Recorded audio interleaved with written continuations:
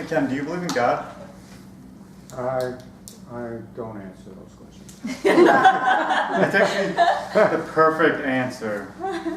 This is not a theological speech. I'm not trying to convince you one way or the other on the existence of God. This is a question that I ask strangers for a week to help me overcome my fear of rejection. And you will learn how to do this too. I'm going to tell you about a story about a rejection I encountered. About 2 years ago, it's summer night, me and my friend Ryan are hanging out. Now Ryan's short, got curly hair, he's got a good sense of humor, but he's kind of introverted like me. And we decided we're going to hit the bar scene, have a few drinks, and we're at this bar called Lottie's in Bucktown. And I get a little fire in my belly after I had a few, and I'm like, you know, Ryan, I'm sick of going out to bars and just talking to each other. We should be out there. We should be talking to people. We should try to talk to some women. Ryan looks at me and says, you know, Mark, I don't really feel like talking to women right now. If you want to do that, go ahead.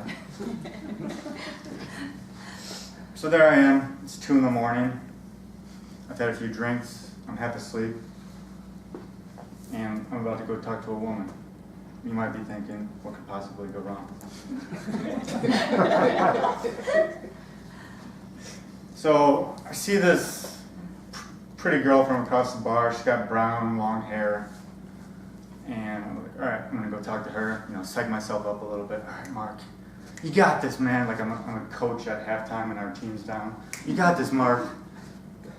You're going to go over there, you're going to talk to her, you're going to sweep her off her feet. It's going to be great.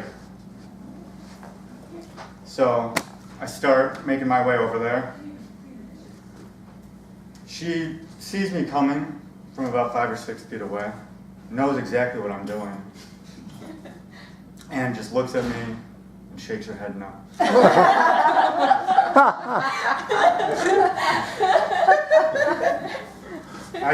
I did what any good gentleman would do. I took an immediate left turn and I left the bar.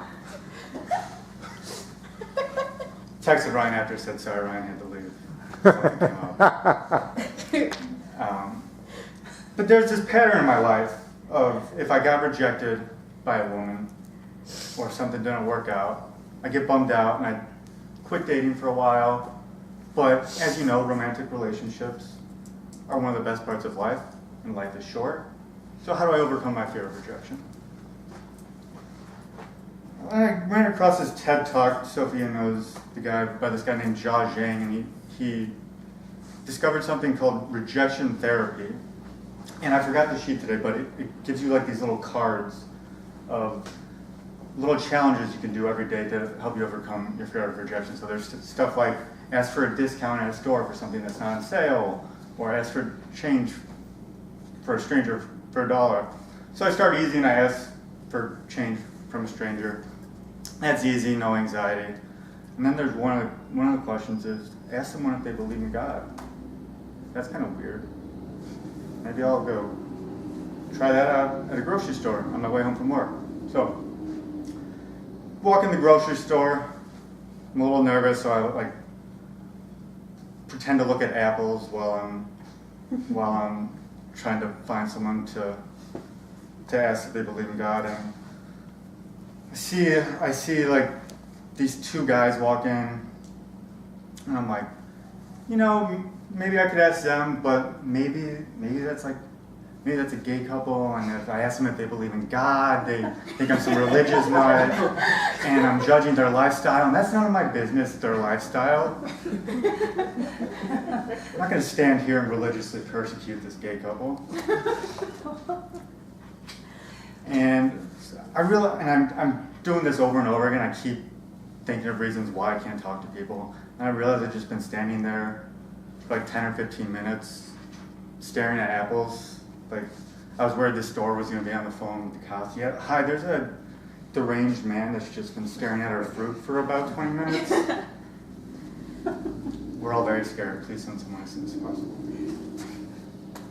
But I finally go and I talk, and I see this woman standing over by the salad. I go up, say, all right, I'm going to do it. I'm going to talk to her. I'm going to ask her if she believes in God. I walk up to her and say, hey, do you believe in God? And she said, not really. I believe in kind of a higher energy. Why do you ask? And she said to me, I said to her, oh, I'm just trying to figure it out for myself, so I'm asking random people. Thank you for answering the question. And then I immediately turned around and I ran away. But I noticed when I was talking to her that she wasn't angry that I asked her. She was just curious and kind of amused that I was asking her this strange question in a grocery store. And so I did this over and over again for a week, asked someone if they believe in God.